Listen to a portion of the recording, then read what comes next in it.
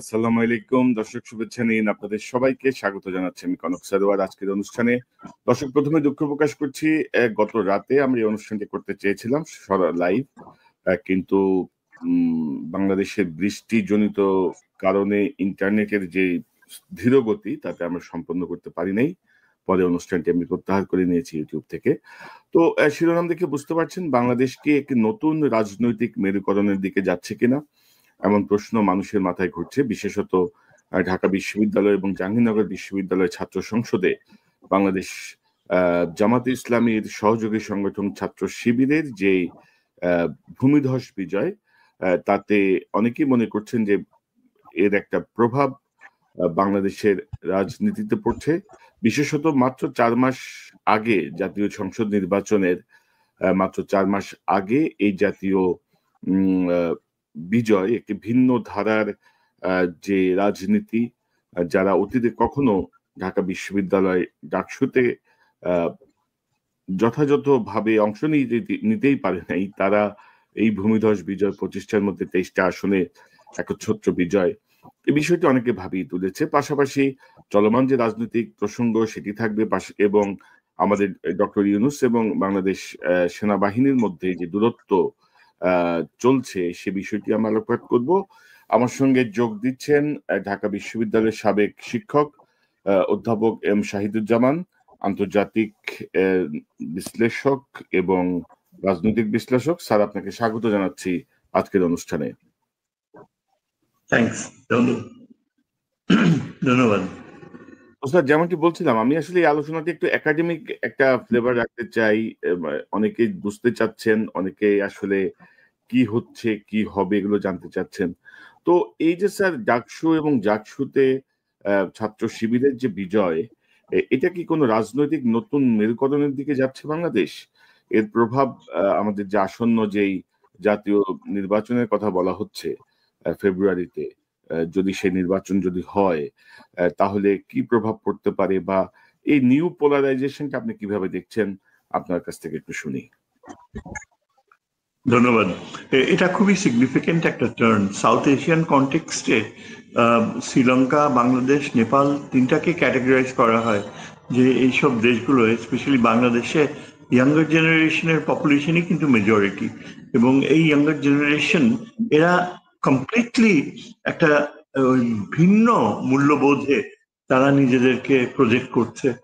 পুরো younger generation না হলেও যারা সচেতন এবং শিক্ষিত, এই শিক্ষিত সমাজটাই তাদের পলিটিক্যাল কনসিয়াসনেস, স্পেশালি 16 বছরের যে অভিজ্ঞতা, সেটার ফলে এখন একেবারে একটা মারাত্মক ভাবে ডেভেলপ করে গিয়েছে। এটা বলতে গেলে যেটাকে কিছু ভাষ্যকার বলে যে টেকটনিক শিফট, একটা ওই ইন কনসিয়াসনেস, ইয়াঙ্গার জেনারেশন বনাম দ্য ওল্ডার জেনারেশন। এখন আন্তর্জাতিক রিলেশনস এর ব্যাখ্যায় দেখতে গেলে আমাদের দেখতে হবে যে এই যে আপনি যেটার কথা মেনশন করলেন, যে দুটা ইউনিভার্সিটিতে এই ধরনের অ্যামেজিং, অসাধারণ যে পরিণতি দুটো দেখতে পাচ্ছি, যা কিনা আমাদের যে সনাতন ধর্মী 50 বছরের গড়ে ওঠা মূল্যবোধ সেটাকে ভেঙে ছারখার করে দিয়েছে, এবং এখানে সম্পূর্ণভাবে একটা নতুন ধরনের ধর্মভিত্তিক মূল্যবোধ বা মোরালাইজিং এর ধারণা একটা ইয়াঙ্গার জেনারেশন দুটা ইউনিভার্সিটিতে প্রজেক্ট করেছে। এটা আমি কিভাবে দেখব? এটা কি আমরা এভাবেই দেখব যে এই যে ছাত্র শিবির, যাদের টোটাল নাম্বারস বলতে গেলে জামাতের অংশ হিসেবে, জামাতের যে ক্রেডিবিলিটি জাতীয় ক্ষেত্রে, সেটা অনেকাংশেই অগ্রাহ্য করা যায়, অগ্রাহ্য করা হয়েছেও, সেই একই অগ্রাহ্য মানসিকতা কি অ্যাট অল বাস্তব সম্মত হবে নাকি হবে না? আমি একটা কম্পারেটিভ ইয়েতে দেখতে চাই যে দেখেন, আপনি যদি কয়েকটা দেশে দেখেন যেখানে মৌলবাদী সরকার ক্ষমতা এসছে, মৌলবাদীরা ক্ষমতা এসছে, তার মধ্যে সবচেয়ে উল্লেখযোগ্য হচ্ছে পার্শ্ববর্তী ভারত। ভারতে একসময় কংগ্রেস ও নন বিজেপি গভর্নমেন্টদের অ্যাকসেপ্টেন্স, পপুলারিটি অনেক বেশি ছিল, এবং বিজেপি কিন্তু 10%, 15% এর বেশি উঠবে কেউ ভাবেও নাই, কল্পনাও করেনি। তারপর আমরা দেখতে পাই যে একটা সময়ে হঠাৎ করে ল্যান্ডস্লাইড বিক্রি করে বিজেপি ক্ষমতায় এসে এমন ভাবে কংগ্রেসকে পর্যুদস্ত করলো যে এর কোনো রেশনাল এক্সপ্লেনেশন ছিল না, এবং পশ্চিমের গোয়েন্দা সংস্থাগুলো সেটা ভাবেনি। কিন্তু তারপরেও তখনকার যে বিজেপির উত্থান, সেখানে কিন্তু অটল বিহারী বাজপেয়ীর মতো প্রচন্ড স্টেটসম্যান লাইক লিডারশিপ ছিল। কিন্তু তারপরে এখন ওই যে বিজেপি থেকে যে এখন যে হিন্দুত্ববাদী মৌলবাদ যারা ক্ষমতায় রয়েছে, তারা সরাসরি এখন আরএসএস রাষ্ট্রীয় স্বয়ংসেবক থেকে অনুপ্রেরণা নেয়। তাদের গাইডিং ইডিওলজি হচ্ছে আরএসএস। মানে একটা ভারত এখন দীর্ঘ সময় ব্যাপী একটা মৌলবাদ এবং অখণ্ড ভারতে বিশ্বাসকারী মতাদর্শে দীক্ষিত হয়ে তারা বাংলাদেশের দিকে চোখ তুলে তাকাচ্ছেন, চোখ রাঙাচ্ছে যে বাংলাদেশে কি হয়ে যাচ্ছে। মৌলবাদী উত্থানে তো কিছুতেই মেনে নেওয়া যায় না। তবে আরো কয়েকটা এক্সাম্পল যদি আমরা দেখি, ইসরায়েল একটা ইজি এক্সাম্পল, যে কেউ ভাবেনি একসময় যে লিকুড পার্টি চলে আসবে এবং লিকুড পার্টিরই অফশুটস, তাদেরই সমগোত্রীয়রা এখনো ক্ষমতায় থাকবে এবং মধ্যপ্রাচ্যে যে মারাত্মক ধ্বংসাত্মক আগুন জ্বলে উঠলো, এর পেছনে মৌলবাদী ইসরায়েলের উত্থান, সেটা আমেরিকানদেরকেও আশ্চর্যিত করেছিল। তাদের ইন্টেলিজেন্স এজেন্সি গুলো কখনো রিড করতে পারে নাই যে সেই মেনাকেন বেগিং এর ইসরায়েল শেষ পর্যন্ত এখন এত ধ্বংসাত্মক পরিণতির দিকে আসবে। তাছাড়া ইরানের বিপ্লব যদি দেখি, সেটাই কিন্তু সবচেয়ে কাছাকাছি।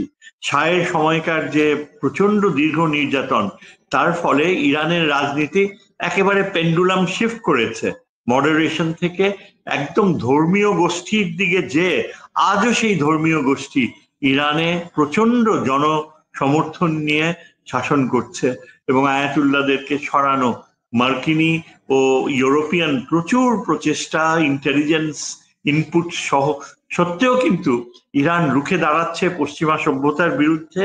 এবং এই যে এইসব দেশগুলোর দিকে তাকালে লক্ষ্য করা যায় যে মৌলবাদ যেখানে এসছে সেখানে কিন্তু ধীর গতিতে খুবই নিশ্চুপ একটা অবস্থান নিয়ে এসে প্রবেশ করেছে। বাংলাদেশে একদম একই রকমের বাস্তবতা। আপনি যদি লক্ষ্য করেন যে আমাদের এখানে আগেকার 16 বছরে সব ইনস্টিটিউশন গুলো কলাপস করেছে, নতুন প্রজন্ম একেবারেই ডিসইলিউশনড হয়ে গিয়েছে। এই যে 30 বছর 35 বছর পর্যন্ত যে ভোটার শ্রেণী, এদের মানসিকতা এখন হচ্ছে যে কোনো মূল্যেই হোক ক্ষমতার বিন্যাসে আগামীতে তারা থাকবে। অপরদিকে যদি তাকিয়ে দেখেন কাদের বিপক্ষে এই যে ছাত্রদের যে উত্থান, কারা তাদের প্রতিপক্ষ? তাদের প্রতিপক্ষ হচ্ছে বর্তমানে, যখন ছাত্রলীগ বিতাড়িত হয়েছে রাজনীতি থেকে, এখন এসছে ছাত্রদল। এই ছাত্র দলের দিকে তাকালে যে তারা তাদেরই পেরেন্ট অর্গানাইজেশন এখন ক্লেম করছে আগামী ইলেকশনে তারা 2/3 মেজরিটি নিয়ে হয়তো বা ইলেক্টেড হবে এবং বিএনপির শাসন বাংলাদেশে অলমোস্ট বলতে গেলে অবধারিত, অনিবার্য। কিন্তু কথা হচ্ছে যে আমাদের মতো যারা বিশ্লেষক, যারা সাবধানী, তারা কিন্তু অত নিশ্চিত হতে পারছি না। কারণ আমি দেখতে পাচ্ছি, প্রথমে যে এক্সাম্পলটা আপনাকে বললাম, যে বিভিন্ন দেশে যেখানে মৌলবাদের উত্থান হয়েছে এবং সবচেয়ে কার্যকর হচ্ছে ভারত, এইসব দেশগুলোতে কিন্তু একেবারে পিছনের দরজা দিয়ে তারা ঢুকেছে। কেউ ভাবেনি, কোনো ইন্টেলিজেন্স স্টাডিও সেটা আজ করতে পারেনি, কিন্তু তারপর তারা একেবারেই 10% 20% থেকে যে মেজরিটি সাপোর্ট নিয়ে ক্ষমতায় বসতে পেরেছে। সুতরাং আমি বাংলাদেশে সেরকম একটা পরিস্থিতি হওয়াটা অসম্ভব মনে করছি না। তার পেছনে অনেকগুলা ফ্যাক্টরস কাজ করে এবং সেগুলো এই বাংলাদেশে যে হঠাৎ করে ধরেন হাসিনা পরবর্তী, হাসিনা পালিয়ে যাওয়ার পরে ধরেন কি কারণে এই নতুন যে প্রজন্ম, জেনজি যে প্রজন্ম, সেই প্রজন্মের মধ্যে মানে কোন জায়গাটা আপনি মনে করেন যে ছাত্র শিবিরের প্রতি আকৃষ্ট করলো, বা আপনি যেটাকে বলছেন যে একটা ধর্মীয় রাজনৈতিক যে ধারা, এইটার প্রতি এই জেএনজি কেন আকৃষ্ট হলো, বা এই জায়গাটায় ছাত্রদল বা বিএনপির ব্যর্থতার জায়গাটা কি, এখন করণীয় কি, এই সব মিলে যদি একটু বলেন স্যার। ধন্যবাদ। যেই বিষয়টা আমরা সাধারণত উপেক্ষা করি, এমনকি যখন সত্যিকারের যুদ্ধ ঘটে, ফিজিক্যাল ওয়ার, ধরেন এই যে রাশিয়া, ইউক্রেন, ইসরায়েল, উত্তর, সেখানে আমরা সামরিক সামর্থ্যকেই সবচেয়ে বেশি গুরুত্ব দিয়ে থাকি। কিন্তু আমার কলিগ বাংলাদেশে একজন অত্যন্ত স্বনামধন্য সামরিক বাহিনীর স্কলার, লেফটেন্যান্ট জেনারেল আমিনুল করিম, হয়তো নাম শুনে থাকবেন। তিনি ডক্টর আমিনুল করিম হিসেবে বিভিন্ন ওয়েস্টার্ন মালয়েশিয়াতে অধ্যাপনা করেছেন। আমাদের এখানে তার প্রচুর কাজ রয়েছে, স্কলারলি ওয়ার্ক রয়েছে।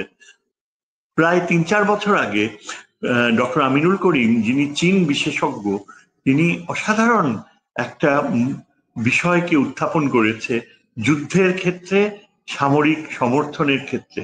সেটা কি? সেটা হচ্ছে ইম্পর্টেন্স অফ ভ্যালুজ। সামরিক ক্ষেত্রে আমরা সবসময় দেখা যায় যে যে উন্নত প্রযুক্তিকে আমরা মূল্যায়ন করি অ্যাজ ডিসাইসিভ ফ্যাক্টর, কিন্তু যতই উন্নত প্রযুক্তি থাকুক, যে অদৃশ্য বিষয়টা, যে মনস্তাত্ত্বিক বিষয়টা শেষ পর্যন্ত ডিসাইসিভ হয়ে ওঠে, সেটা হচ্ছে ভ্যালুজ। ভ্যালুজ কি? খুবই সহজ অর্থ, মূল্যবোধ। এই যে বিভিন্ন অবজেক্টিভস গুলো সামাজিক ট্রান্সফরমেশনের বেলায়, কিংবা এই যে বাংলাদেশে শিবিরের যে উত্থান এবং জামাতে ইসলামীর যে উত্থান, সেখানে আমি বলবো যে এই যে ইউনিভার্সিটির জেনারেশন, যারা এখন ক্ষমতার কাছাকাছি যাওয়ার জন্য মনে করে যে তারা একটা সম্ভাবনার দ্বারে পৌঁছেছে, তাদের চোখে যেই বিষয়টা এখন হঠাৎ করে খুবই গুরুত্বপূর্ণ হয়ে উঠছে, সেটা হচ্ছে নৈতিক মূল্যবোধ, নৈতিকতা। নৈতিকতার ধারণা এখন এই যে কেন তারা এই শিবির এত প্রাধান্য পেল, আমার ধারণা, এবং কিছু অ্যানালিস্টরা এটা বলে যে এই যে ব্যাপকভাবে যে শিবির সমর্থিত গোষ্ঠীকে ভোট দিয়েছে, তারা ব্যাপক ছাত্রছাত্রীরা তারা শিবিরকে শিবির হিসেবে চিন্তা করে কিন্তু দেয়নি। এটা যে একটা ধর্মীয় মৌলবাদী দল সেভাবে চিন্তা করে কিন্তু তারা দেয়নি। তারা দিয়েছে ইয়াঙ্গার জেনারেশন, তারা দেখতে পেয়েছে যে কম্পারেটিভলি স্পিকিং, যে এইখানে একটা গোষ্ঠী রয়েছে যারা কন্টেস্ট করছে, তাদের জীবনবোধের অনেক কাছাকাছি।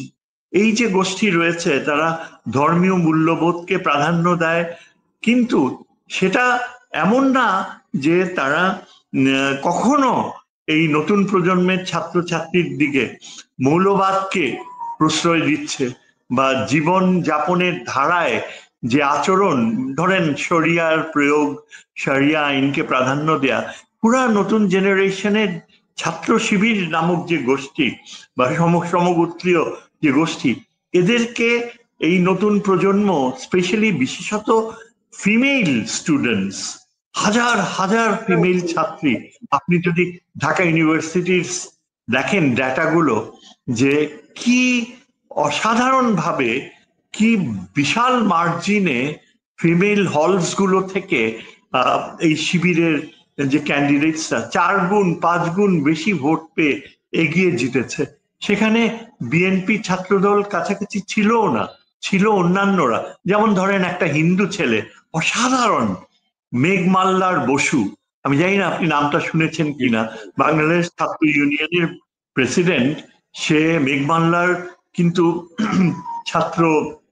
প্রতিবাদী ছাত্র সংগঠন থেকে দাঁড়িয়েছিল জগন্নাথ হলের, এবং সে যেখানে ওই উম্মে ফাতেমা, যে আমাদের সেই এই যে প্রতিবাদী যে পতন হয়েছে আওয়ামী লীগের, সেখানে যেই মেয়েটা আলোড়ন সৃষ্টি করেছে, সে সভাপতি, আর তার জেনারেল সেক্রেটারি হিসেবে দাঁড়িয়েছিল মেঘমাল্লার বসু।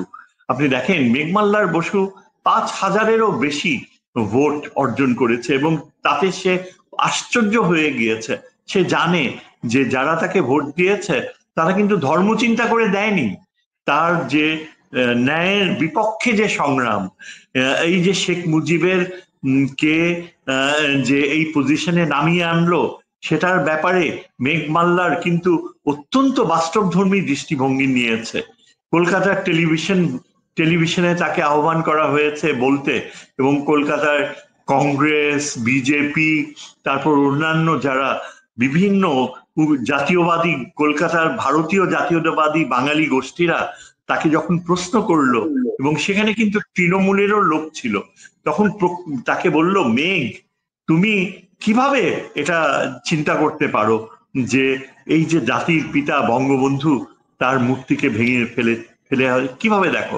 এই প্রথম আমি দেখলাম যে এই প্রজন্মের একটা হিন্দু ছেলে, সে অত্যন্ত দৃঢ় ভাবে এই মুভমেন্টের পক্ষে কঠিন ভাষায় শুধু ডিফেন্ডই করেনি, ভারতকে, ভারতীয় বাঙালিদেরকে চোখে আঙ্গুল দিয়ে দেখিয়ে দিয়েছে যে আমরা আপনাদের সাথে সমতার ভিত্তিতে সম্পর্ক গড়তে চাই। আপনারা শেখ মুজিবকে যেভাবে ডিফাইন করেন, যেভাবে দেখেন, যেভাবে তাকে একেবারে মানে উচ্চাকাশে তুলে নিয়েছেন, আমরা বাংলাদেশের মানুষরা সেভাবে তাকে দেখিনি। এর অর্থ এই না যে আমার সংগঠন বাংলাদেশ ছাত্র ইউনিয়ন এটাকে সমর্থন দিয়েছে, কিন্তু আমার কাছে মনে হয়েছে, আমার কাছে যে বিশাল যে জনগোষ্ঠী যারা শেখ মুজিবের মূর্তি ভেঙেছে, সেখানে আমাদের মনে হয়নি যে সেখানে থামানোটা আমাদের কাছে অত জরুরি মনে হয়নি। কারণ আমরা দেখেছি যে তিনি হচ্ছেন এমন একটা ব্যবস্থার প্রতিভূ যা দীর্ঘ সময় মানুষকে বঞ্চনায় ফেলেছে, যার দল ফ্যাসিজমকে পুষেছে, এবং আপনাদের দেশ ভারত এই শেখ হাসিনার ফ্যাসিজম আর এই শেখ মুজিবের ফ্যাসিজম কে টিকিয়ে রেখেছিল। এত অদ্ভুত মেঘমাল্লার বসুর জবাব, আমি গর্বে আমার বুক ভরে গিয়েছে, যে আমার কাছে মনে হয়েছে যে সে এমন একজন বাংলাদেশের নাগরিক, নতুন প্রজন্মের, যারা নিজেকে প্রচন্ড গর্বের সাথে ভারতের সাথে যে দূরত্ব সেটাকে মেনে নেয়। এখন চিন্তা করেন, মেঘমাল্লার বসুর আচরণে যদি এই ধরনের নৈতিক শক্তি থাকে, তাহলে এই যে বিশাল আমাদের জনসংখ্যা, ফিমেল পপুলেশন, তাদের মধ্যে কি ধরনের মূল্যবোধ থাকতে পারে? সুতরাং আপনার যেই প্রশ্নটি প্রথমে করেছিলেন, আমি বলবো যে এই যে আপনি যখন চট্টগ্রাম আর রাজশাহী ইউনিভার্সিটির রেজাল্ট গুলো আগামী 2 সপ্তাহের ভিতর দেখবেন, সেখানে হয়তো আমরা একই রেজাল্ট দেখতে পাবো। কিন্তু সেটা এখন কেউ, এই যে আমাদের যে বিরোধী দল, সেটাকে তারা যতই অগ্রাহ্য করুক, কিন্তু এটা তাদেরকে বড়ভাবে নাড়া দিয়েছে, নাড়া দেবে। অন্তত এই যে যে বিএনপি নামক যে শক্তিশালী দলটি, যারা একচ্ছত্র তাদের আধিপত্য মূল্যবোধ সৃষ্টি করার বেলায় যারা কোনো কিছুই মেনে নিতে চাচ্ছেন না অন্যান্য সমস্ত দলগুলোর, তার মধ্যে বেশ কিছু বাস্তবতা রয়েছে। যেমন ধরেন, প্রথমত এই যে বঙ্গভবনে এমন একজন ব্যক্তি, তাকে বৈধতা দেয়া হয়েছে, যার উপস্থিতিতে আগামী ইলেকশন গুলো হবে, এভাবে চিন্তা করা হচ্ছে। আমার তো মনে হয় যে নতুন প্রজন্ম, ধরেন স্যার, আমি একটু যোগ করি আপনার সাথে, যে বিএনপির দুইজন নেতার আমি কথা শুনলাম, তারা বলতে চাচ্ছেন যে বিশ্ববিদ্যালয় পর্যায়ে যে নির্বাচন, এটা বিশ্ববিদ্যালয়ের ছাত্র ছাত্রীদের একটা মতের প্রতিফলন, কিন্তু জাতীয় নির্বাচনে এর আসলে তেমন প্রভাব পড়ার সম্ভাবনা নাই। তো এটা আপনি মনে করেন কিনা, জাতীয় নির্বাচনে কতটুকু প্রভাব পড়তে পারে? বা বিএনপির, ধরেন আমরা তো 5ই আগস্ট পরবর্তী বিএনপির ব্যাপারে যে নেগেটিভ ইনফরমেশন গুলো দেখেছি, যে চাঁদাবাজি, ক্যাম্পাস ট্রেন দখল, অন্তকোন্দলেই তো বেশ বেশ একটা বড় একটা নাম্বার মারা গেছে, মানে নিহত হয়েছে দলীয় কোন্দলে, এই দল ওই দল গ্রুপিং সবকিছু মিলিয়ে।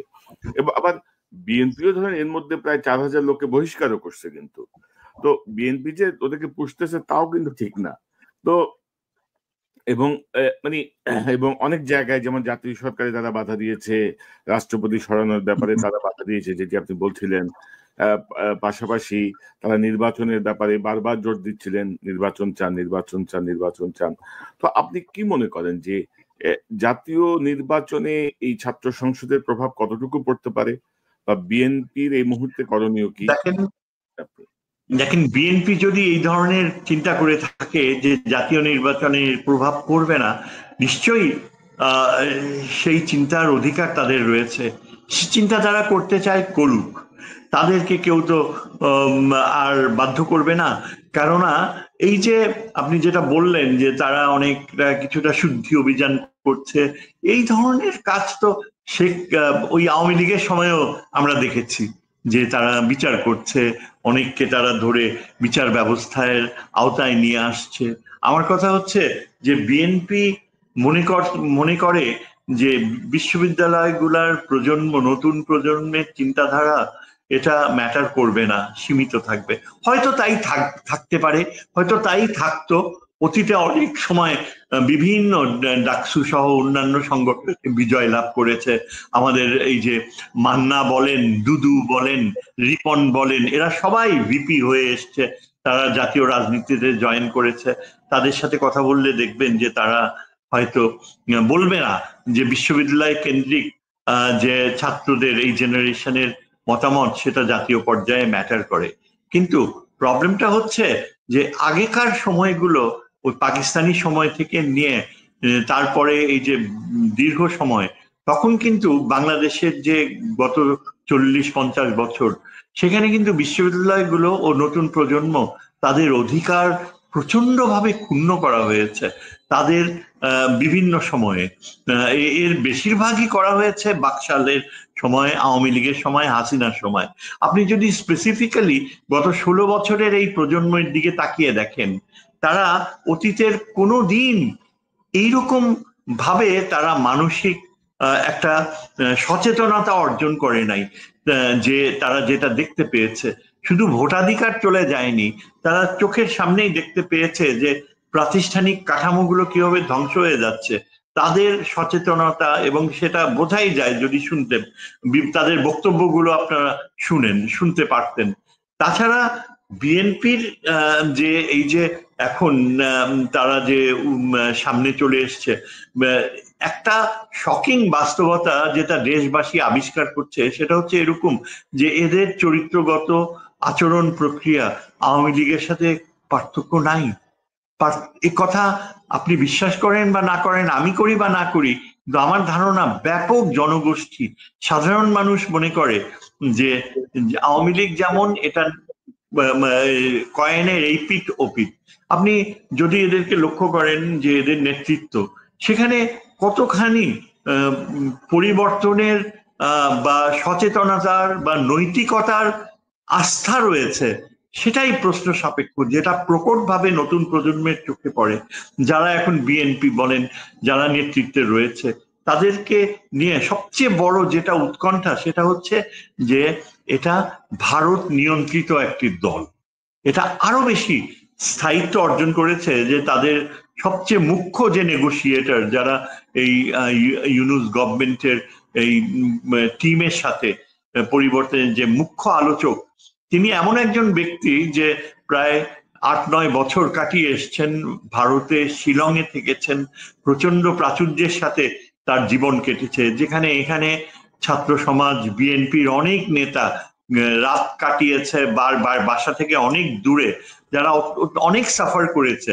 তাদের কাউকে না অ্যালাউ করে বিএনপির এই নেতৃত্ব এই শিলংয়ে বসবাসকারী এস আলম গ্রুপের কর্মকর্তা, এখনো যার বেতনভুক্ত, তাকে এনে পুরা দায়িত্ব দিয়ে দেওয়া হয়েছে নেগোসিয়েট করার। এবং তিনি যে অবস্থানগুলো নেন, সেখানে তিনি সমস্ত জনসমর্থিত ধারণাগুলোকে প্রত্যাখ্যান করেন। যেমন প্রপোর্শনাল রিপ্রেজেন্টেশন বলেন, যেমন এই যে আগেকার সংবিধান, এটা যে অনৈতিক, অবৈধ, এটার জায়গায় যে আরেকটা সংবিধান করা সম্ভব, ওটা যে অবসোলেট হয়ে গেছে, এই ধারণাটা এই ভদ্রলোক ও বিএনপি প্রচন্ড শক্তি নিয়ে প্রত্যাখ্যান করেন। যার ফলে বিএনপির অন্যান্য যারা মোরাল সোর্সেস, তারা একটা কথাও বলতে পারে না। এবং বিএনপির যে নেতৃত্ব, বার্ধক্যজনিত নেতৃত্ব, ফখরুল ইসলাম আলমগীর সহ, আমির খসরু মাহমুদ চৌধুরী সহ যারা অন্যান্য নেতৃত্ব, তারা পুরাপুরি এই সালাউদ্দিনের দিকে তাকিয়ে আছে। এবং লন্ডন বেসড যিনি আদেশগুলো আসছে, সেগুলো বলা হয় যে এই ধারণা যে ভারতের সাথে একটা আন্ডারস্ট্যান্ডিং এ থাকতে হবে। সালাউদ্দিন সাহেব তিনি আগামীতে বিএনপির স্পোকসপারসন থাকবেন, এবং তার অধীনে এই প্রপোর্শনাল রিপ্রেজেন্টেশনের ধারণা বলেন, সংবিধানকে চেঞ্জ করা বলেন, কোনোটা গ্রহণ করবেন না। আমাদের এখানে একটা নতুন কি বলে যে লিগ্যাল আর্গুমেন্ট, আইনগত চিন্তাধারায় একটা বৈপ্লবিক নতুন ধারা জন্ম নিয়েছে। আমি জানি না কনক আপনি কি শুনেছেন কিনা, আমাদের একজন মধ্যবয়স্ক লয়ার আবু হেনা রাজ্জাকি, তার নাম আবু হেনা রাজ্জাকি, খুবই প্রমিনেন্স অর্জন করেছে টেলিভিশন মিডিয়ায়, অত্যন্ত শক্তিশালী তার গলা, এবং তিনি যখন কথা বলেন এমন একটা নতুনত্ব নিয়ে আসেন আইনগত ইন্টারপ্রিটেশনের বৈধতাকে, যে তার বিপক্ষে ভালো ভালো লয়ার যারা বিএনপির বলেন তারাও কিন্তু খুব বেশি সাকসেসফুলি দাঁড়াতে পারে। এই একটা পয়েন্ট আমি শুধু বলে নেই যে তার অবস্থান, যেখানে তিনি বলছেন যে যেদিন শেখ হাসিনা বাংলাদেশ ছেড়ে চলে গিয়েছে তার সাথে সাথে ওই আগেকার সংবিধানের মৃত্যু ঘটেছে। তার যুক্তি হচ্ছে এই যে সংবিধানে কোথাও নাই যে সরকার প্রধান কাউকে ক্ষমতা হস্তান্তর না করে তিনি কিছু না বলে পালিয়ে যাবেন।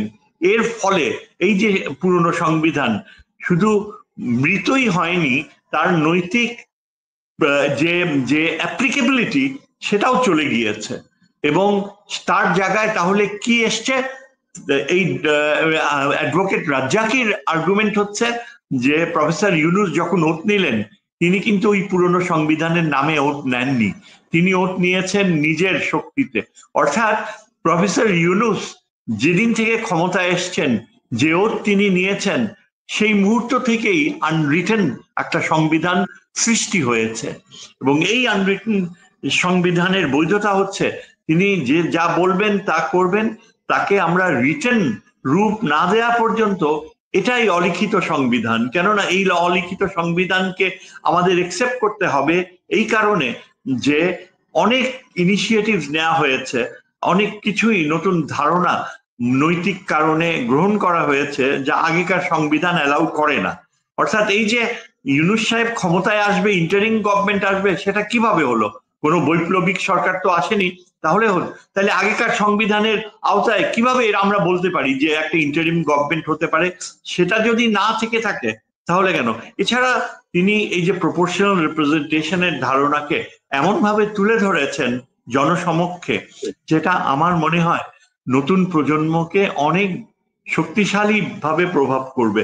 এবং আপনি যদি এখন এই যে যে রেজাল্টস গুলা হয়েছে ইউনিভার্সিটি গুলোতে, তারপর আমরা দেখতে পাচ্ছি মিডিয়াতে খুবই কার্যকর ভাবে জামাতকে নিয়ে যেসব স্টিরিওটাইপস গুলো ছিল, বা ধর্মীয় গোষ্ঠী যারা ক্ষমতায় আসতে চায় তাদেরকে নিয়ে বিএনপি সহ সিভিল সোসাইটিতে যেসব স্টিরিওটাইপস গুলো রয়েছে, যে শরিয়া আসবে, মেয়েদের অধিকার থাকবে না, এগুলো নিয়ে প্রচন্ড আই ওপেনার্স ডিবেট শুরু হয়েছে।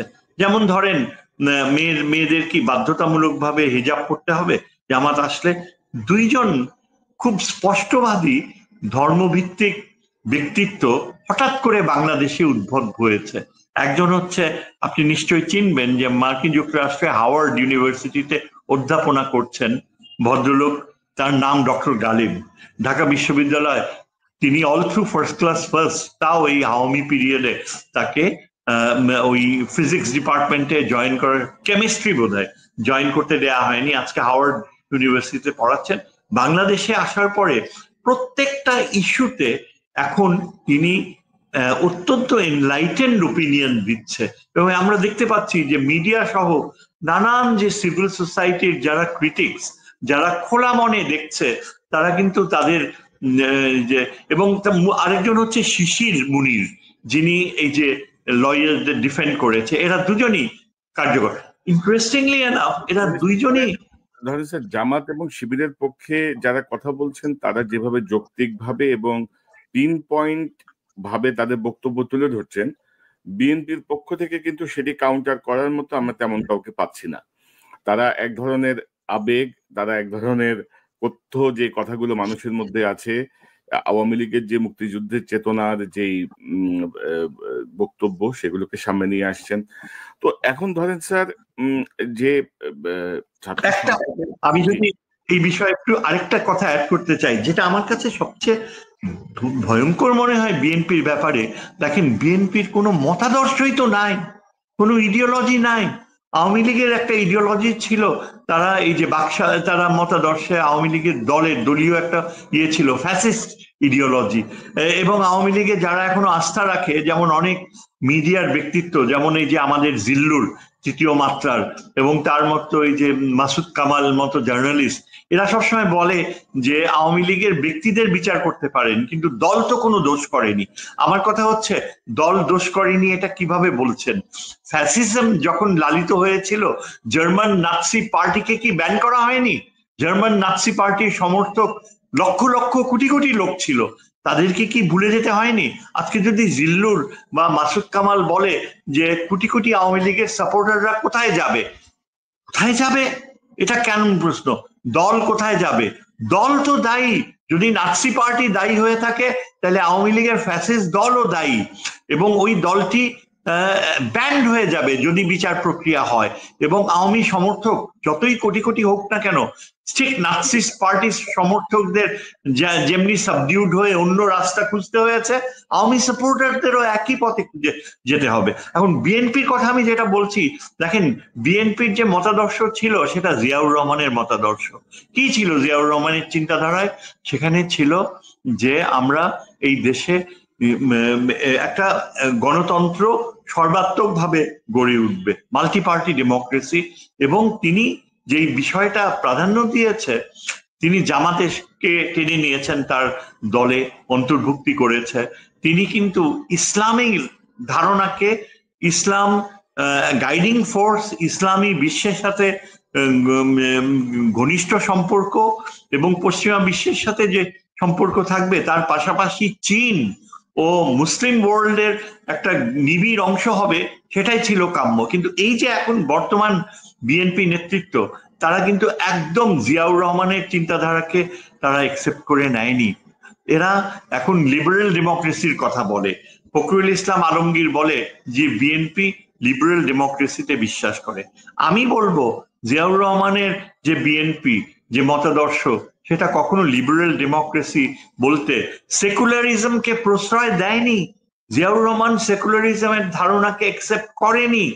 জিয়াউর রহমানের চিন্তাধারা ছিল যে বাংলাদেশের সৃষ্টি এবং এর পেছনে যে ইতিহাস, সেখানে শেরে বাংলা, সোহরাওয়ার্দী এরাই ছিল মুখ্য উদ্যোক্তা। জিয়াউর রহমান ইতিহাস বুঝতে চেষ্টা করতেন, তিনি অনেক সময় কাটিয়েছেন। আমি তো কাছাকাছি ছিলাম, আমি নিজের চোখে দেখেছি যে জিয়াউর রহমান এই যে যুদ্ধ, লিবারেশন ওয়ার শব্দটা ব্যবহার করা বিরক্তি বোধ করতেন। তিনি আমাদেরকে ব্রিফ করার সময় বলতেন, লিবারেশন ওয়ার আবার কি? আমরা কি লিবারেটেড হয়েছি? কিসের থেকে লিবারেটেড হয়েছি? আমরা, এটা স্বাধীনতা যুদ্ধ ছিল, আমরা স্বাধীন হয়েছি। স্বাধীন হয়েছে আরেকটা দেশ যারা আমাদের গণতন্ত্রকে রেসপেক্ট করেনি তাদের। তার চিন্তাধারা কিন্তু সততা ছিল, এবং তিনি সবসময় এটাকে ইম্পর্টেন্স দিতেন যে আমাদের ইতিহাস চলে যায় শত বছর, শত শত বছরে, যেখানে বাঙালি মুসলমান সত্তা জন্মলাভ করেছে এই অঞ্চলে, যেখানে শেরে বাংলা ফজলুল হক আমাদের দ্বিজাতি তত্ত্ব উপহার দিয়েছে লাহোর প্রস্তাবে, এবং দ্বিজাতি তত্ত্বর ভিত্তিতেই কিন্তু আমরা আলাদা রাষ্ট্র সৃষ্টি করেছি। দ্বিজাতি তত্ত্বের ভিত্তিতেই আমরা ৭১-এর স্বাধীনতা যুদ্ধে আলাদা একই সীমান্ত আমরা বেছে নিয়েছি, যে এটাই আমাদের সীমান্ত, ৪৭-এ যে সীমান্ত ছিল।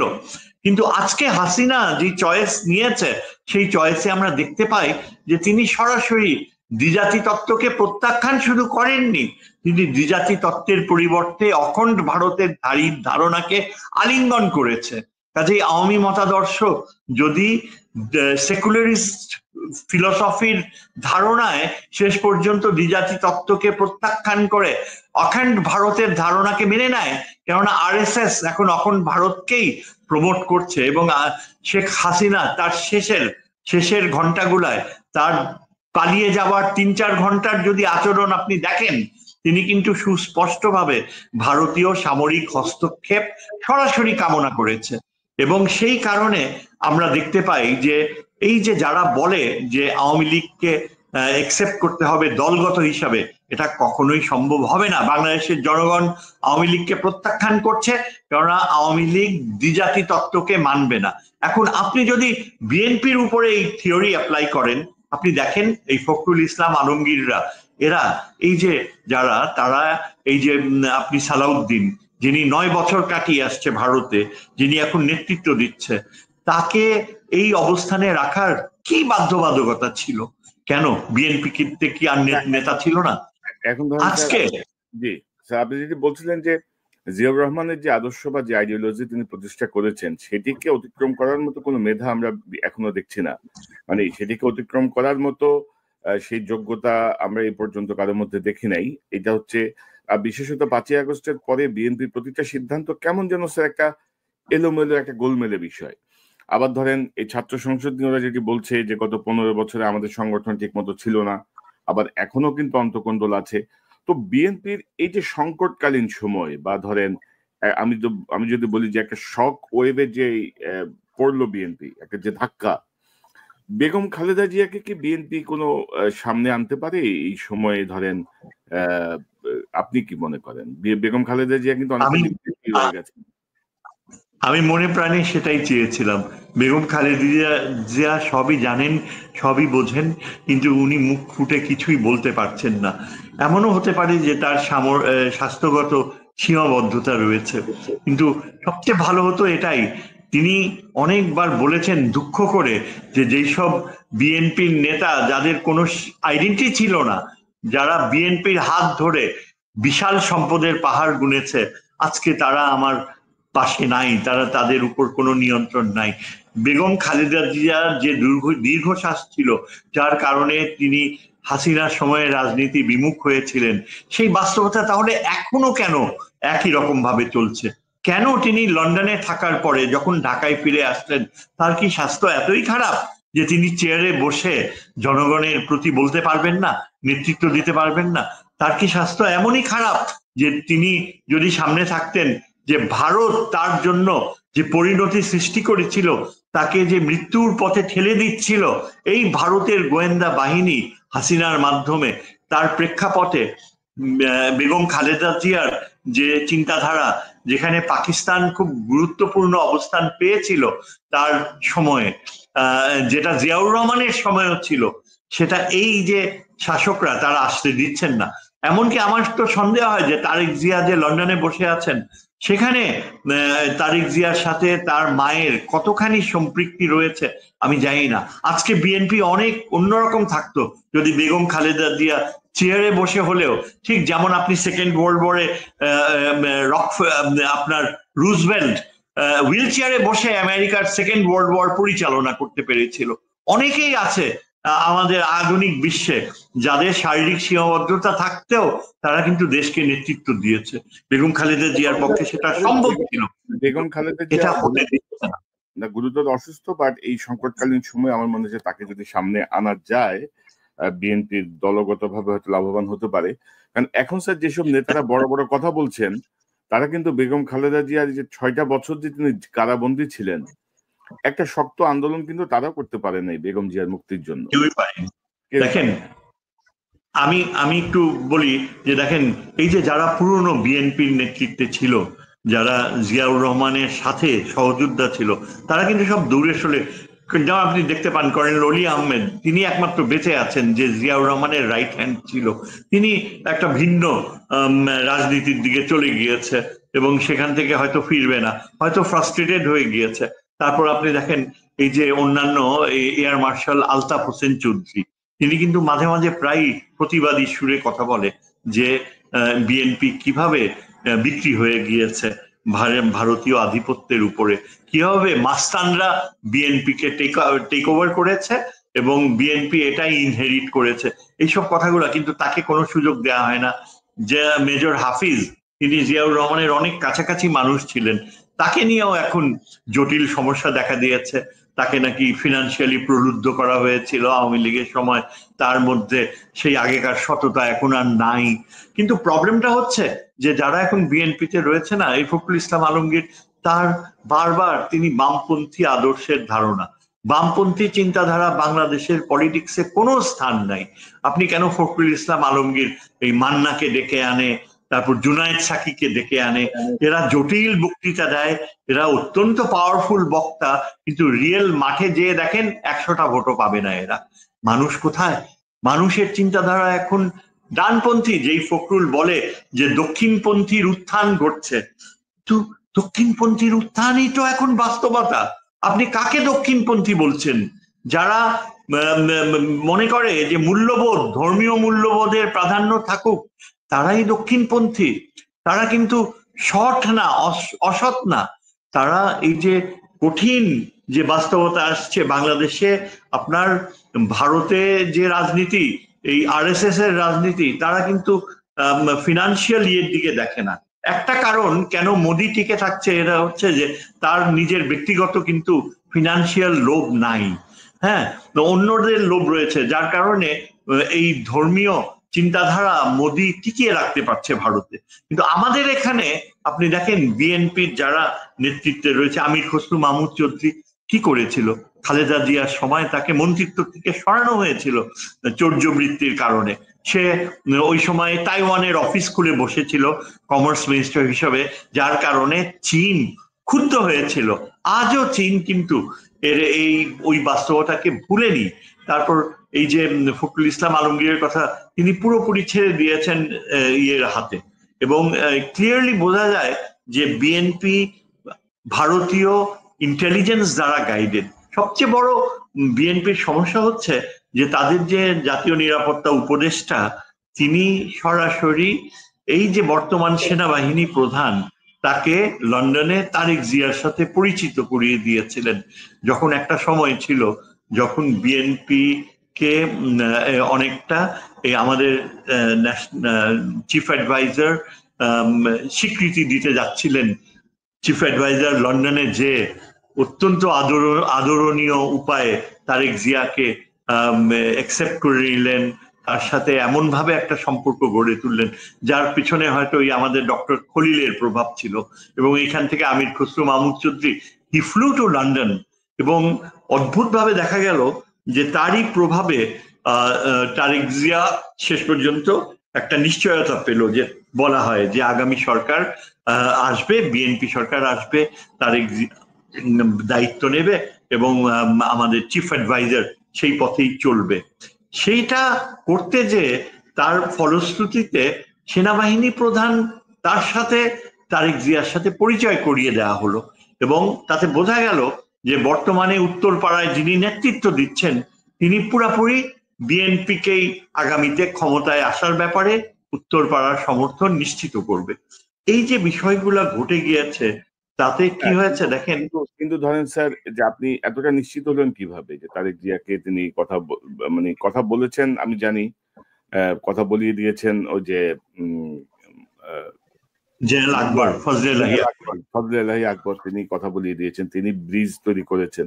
কিন্তু জেনারেল ওয়াকারের ভূমিকা কি সেটি মনে হচ্ছে? জেনারেল ওয়াকারের ব্যাপারে আমরা যেটা শুনতে পাচ্ছি, ডক্টর ইউনূসের সঙ্গে একটা দূরত্ব তৈরি হয়েছে, তিনি গুম খুনের বিচার করতে দিচ্ছেন না, তিনি আওয়ামী ফ্যাসিবাদীদেরকে সরাতে দিচ্ছেন না, সবাইকে তিনি আরো শক্তিশালী করেছেন। তো এটা কি ইঙ্গিত দেয় যে তিনি বিএনপির পক্ষে আছেন বা বিএনপি সরকার গঠন করুক তিনি চান?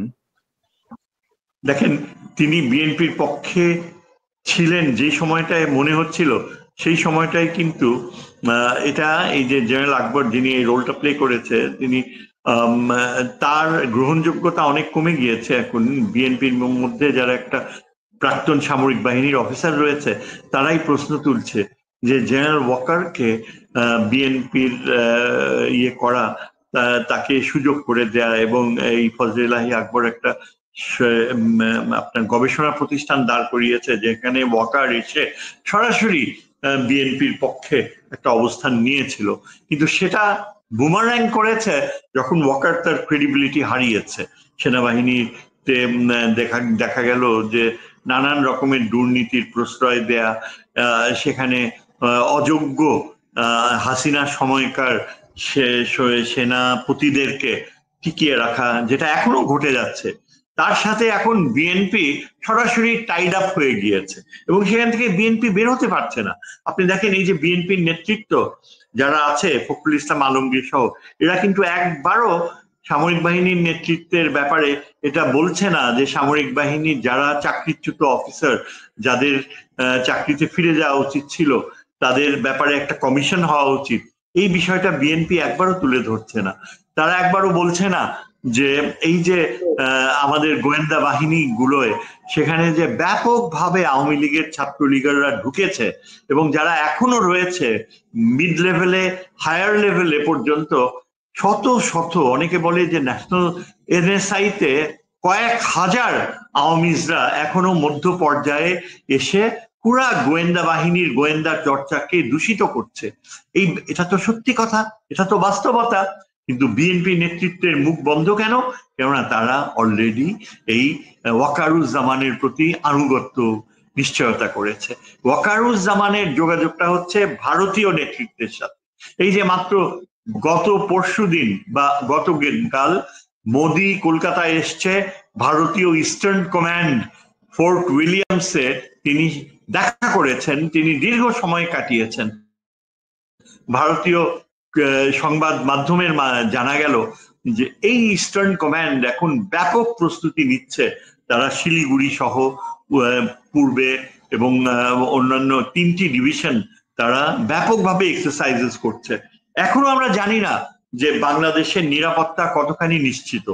এই যে নিরাপত্তা প্রশ্নে এই বিএনপি নেতৃত্ব এতখানি কম্প্রোমাইজ করছে, ওয়াকার ডিপেন্ডেন্স একেবারেই পূর্ণাঙ্গতা অর্জন করেছে, এটা আমাদের নিরাপত্তা কতখানি নিশ্চিত করতে পারে, এটা কতখানি।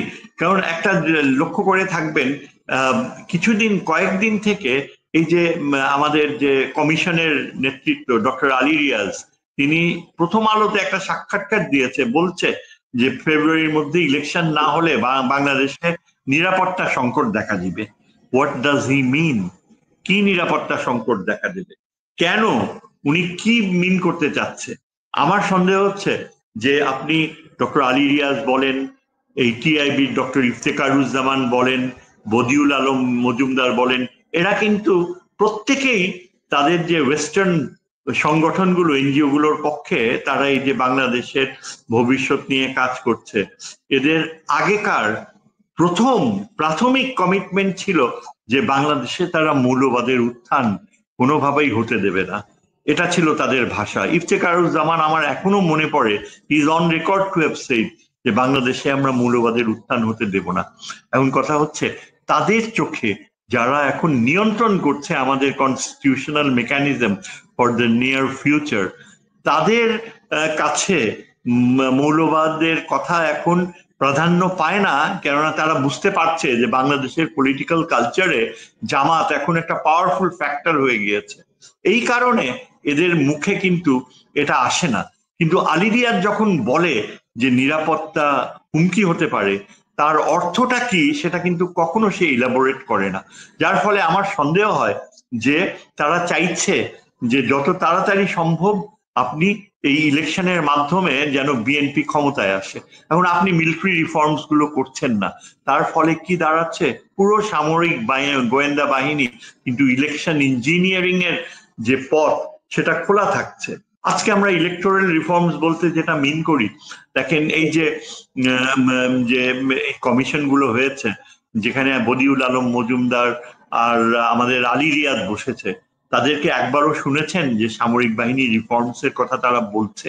তারা কি একবারও চিন্তা করছে যে আগামী ইলেকশনের আগে সামরিক বাহিনীর এসেনশিয়াল রিফর্মস গুলো না হলে যে কতখানি অস্থিতিশীল বাস্তবতা সৃষ্টি হতে পারে সেটা তারা অ্যাড্রেস করেছে? করেনি। কেন করেনি? কারণ আমাদের ইউনূস সাহেব এই একটা এরিয়াতে he is blind, he is totally blind. জাতীয় নিরাপত্তার বিষয়টা বারবার তুলে ধরি আমরা কয়েকজন, যে প্রফেসর ইউনূসের উচিত হবে যে সামরিক বাহিনীতে প্রফেশনালিজম ফিরিয়ে আনা। দেয়ার আর ব্রিলিয়েন্ট অফিসার্স যারা চাকরি খুইয়েছে। আপনি জানেন হয়তো যে একজন রিটায়ার্ড কর্নেল, লেফটেন্যান্ট কর্নেল, তার নামটা ভুলে গেলাম, এই পিছনে বাবরি চুলালা, প্রায় টক শো গুলোতে আসে, লেফটেন্যান্ট কর্নেল হাসিন, রাইট। আপনি জানেন তার মতো একজন বীর অফিসার যে খেতাব প্রাপ্ত, তার নামের পাশে লেখা হয় বরখাস্তকৃত। এত বড় দুঃসাহস, এত বড় অপমান করার সাহস পায় কিভাবে যে একটা বীর?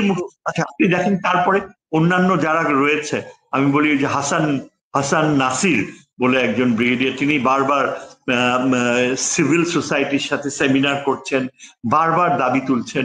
এই একটা এরিয়াতে পুরা ব্লাইন্ড, আর বিএনপি এই এরিয়াটা অ্যাড্রেস করছে না। কি হবে আগামী এই মাসগুলোতে?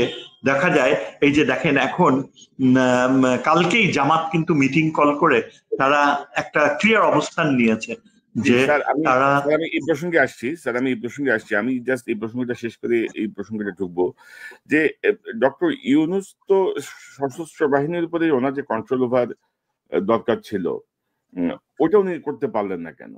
এবং ধরেন ডক্টর ইউনূস বঞ্চিত অফিসারদের প্রমোশন এসব ব্যাপারে জেনারেল হাফিজকে দিয়ে যে কমিশন করে দিয়েছেন, সেই কমিশনও কিন্তু কার্যকর ভাবে কাজ করতে পারছে না, এটা আপনি জানেন। তো ডক্টর ইউনূস কেন এতটা কি বলবো, এতটা ঢিলে ঢালা ভাবে আর্ম ফোর্সেস কে হ্যান্ডেল করলো? কোথায় সমস্যা আপনি মনে করেন, কেন পারলেন না উনি?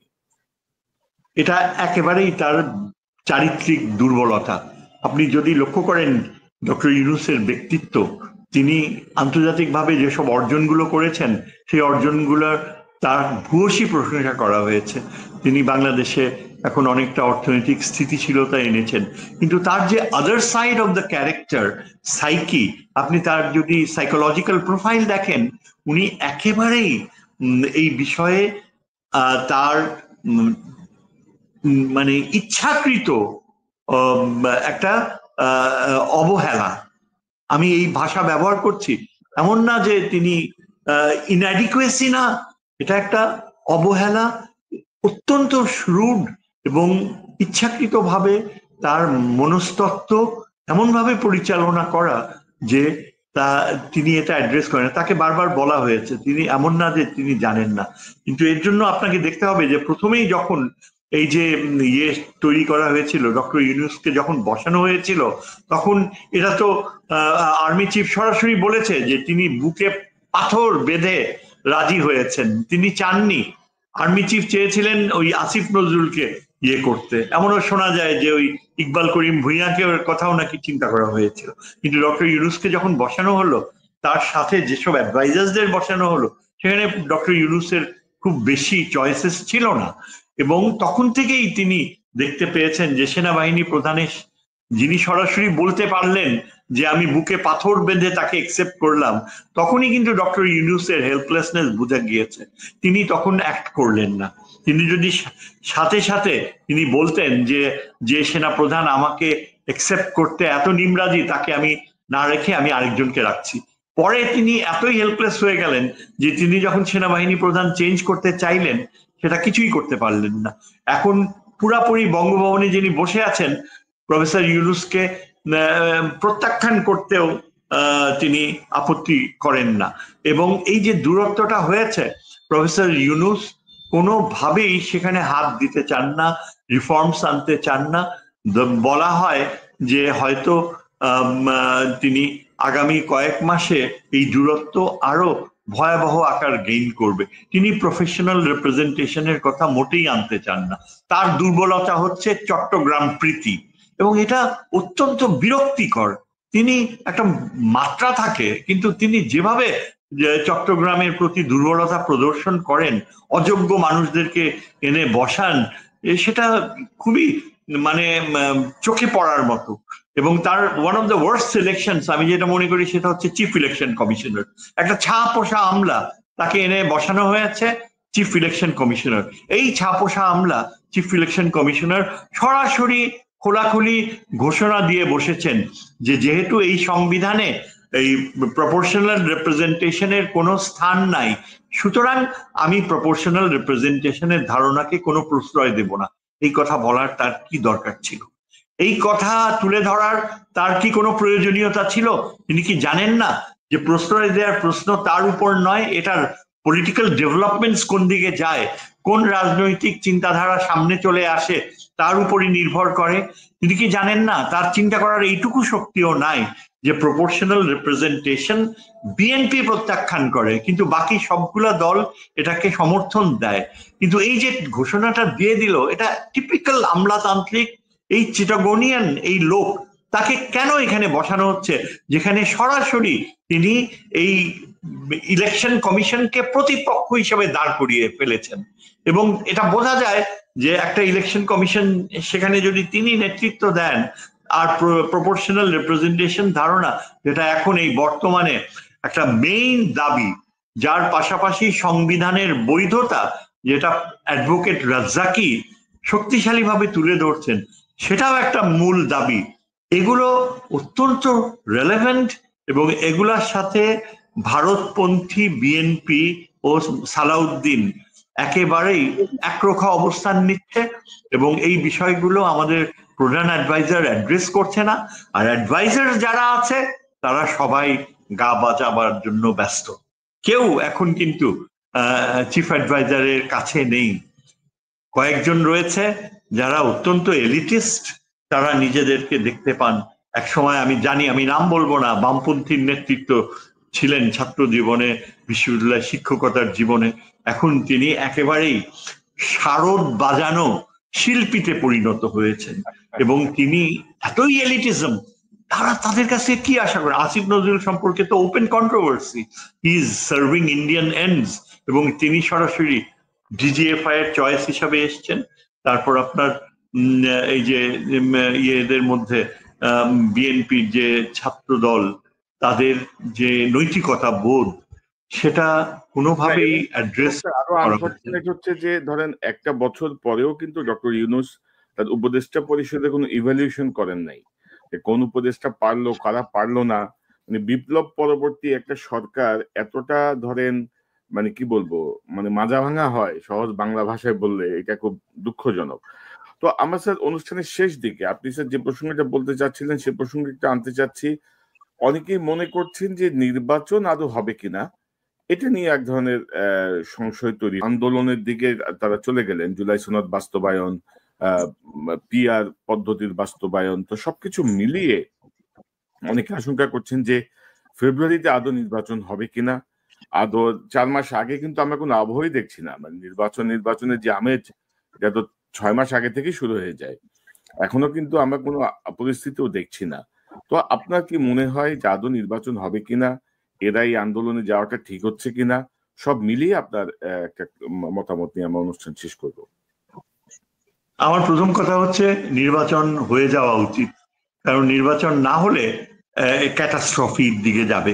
প্রফেসর ইউনূস একেবারেই নিজেকে অকর্মণ্য প্রমাণ করতে পেরেছেন। তিনি তার নিজের স্বার্থ রক্ষা করেছেন, তার ভিতরে অনেক মহৎ গুণ থাকতে পারে, কিন্তু আগামীর এই ইস্যুগুলো অ্যাড্রেস না করলে এখন আন্দোলনের পথ এটা যাবে, সামনে এগোবে। কারণ আমার মনে হয় জামাত ইসলামী চাইবে যে এই যে বর্তমান সরকার ক্ষমতায় রয়েছে তাদের কাছে জামাত ইসলামী গুরুত্ব ও স্বীকৃতি চাইবে। জামাত ইসলামী মনে করে যে নতুন প্রজন্মের পেছনে ব্যাপক জনগোষ্ঠীর সমর্থনও গড়ে উঠবে। বাংলাদেশের মানুষ এখন অনেক বেশি সচেতন এবং তারা এটা চিন্তা করবে না যে মৌলবাদের দিকে যাচ্ছে, তারা এটা চিন্তা করবে যে যারা বিএনপির মতো একটা দল, যারা একেবারেই সামাজিক ক্ষেত্রে অনিয়ন্ত্রিত দুর্নীতির পথে যাচ্ছে এবং যারা মনে করে সাধারণ জনগণের চোখে বিএনপি আর আওয়ামী লীগের মধ্যে কোনো গুণগত পার্থক্য নেই।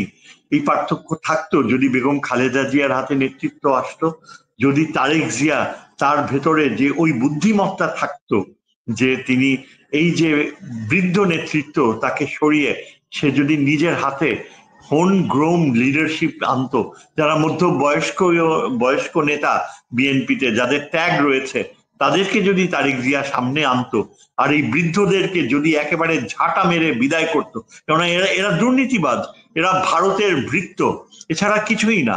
কারণ আগামী মাসগুলোতে আমরা এটা দেখতে পাবো যে ক্রমশই মার্কিন যুক্তরাষ্ট্র, যেখানে মার্কিন যুক্তরাষ্ট্রের নতুন রাষ্ট্রদূত আসছে দিল্লিতে, মার্কিন যুক্তরাষ্ট্র কিন্তু অত্যন্ত কমিটেড যে ইন্ডিয়ার সাথে আবার পুরনো সম্পর্ক তারা গড়ে তুলবে।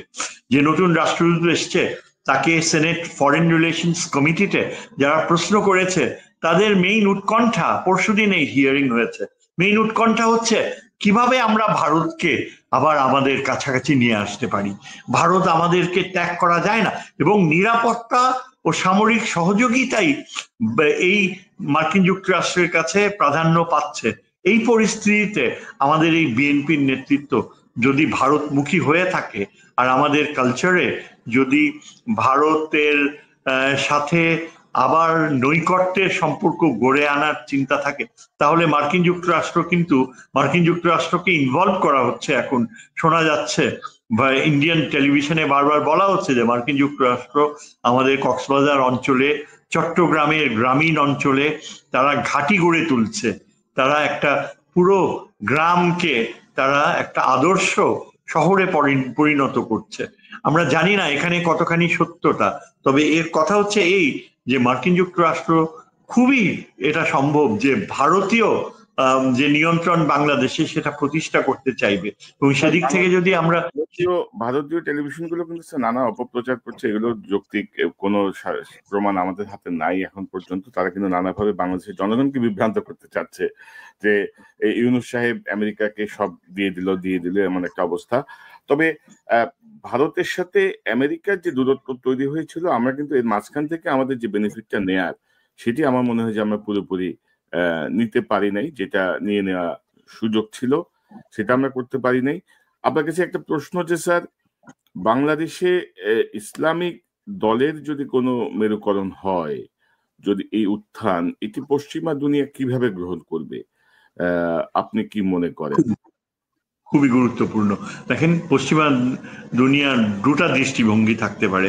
একটা হচ্ছে এই যে পশ্চিমা বিশ্ব, স্পেশালি মার্কিন যুক্তরাষ্ট্রের যে রাষ্ট্রদূত এখানে ছিলেন এবং অতীতে যে রাষ্ট্রদূতরা ছিল, তারা কিন্তু থরলি ইন্টিমেটলি স্টাডি করেছে, এবং জামাত ইসলামের একজন যিনি প্রয়াত নেতা অ্যাডভোকেট রাজ্জাক, তিনি খুবই একজন শক্তিশালী প্রবক্তা ছিলেন, যিনি এখানে মার্কিন রাষ্ট্রদূতদের কনভিন্স করতে পেরেছিলেন যে জামাতে ইসলামীকে যেভাবে ভারত ডেমোনাইজ করে তার কোনোভাবেই কোনো সত্যতা নেই। মার্কিন যুক্তরাষ্ট্রের স্টেট ডিপার্টমেন্টে ইসলামিক ও আমাদের জামাতে ইসলামী বলতে যে দল, তার গ্রহণযোগ্যতা যে কোনো সময়ের চেয়ে এখন অনেক বেশি। এইখানে আমার মনে হয় ভারতের সাথে মার্কিন যুক্তরাষ্ট্রের একটা ব্যাপক দূরত্ব রয়েছে, কিন্তু সেই দূরত্বটা হয়তো প্রাধান্য নাও পেতে পারে যদি মার্কিন যুক্তরাষ্ট্র আবার নতুন করে ভারত তোষণ নীতির দিকে যায়। আমার যেটা ভয় হচ্ছে যে এই যে ট্রেড নেগোসিয়েশনসে ডক্টর খলিল যেসব সই করে এসছে, সেগুলো যদি সত্যি সত্যি এমন হয় যে চীনের সাথে আমাদের সম্পর্ক ক্ষতিগ্রস্ত হবে, তাহলে অনেক বড় দুশ্চিন্তার কারণ রয়েছে। আমরা হয়তো জানবেন যে চীনের সাথে আমাদের সম্পর্কের মাত্রাটা সবচেয়ে নির্ভরযোগ্য এবং সবচেয়ে আস্থাশীল।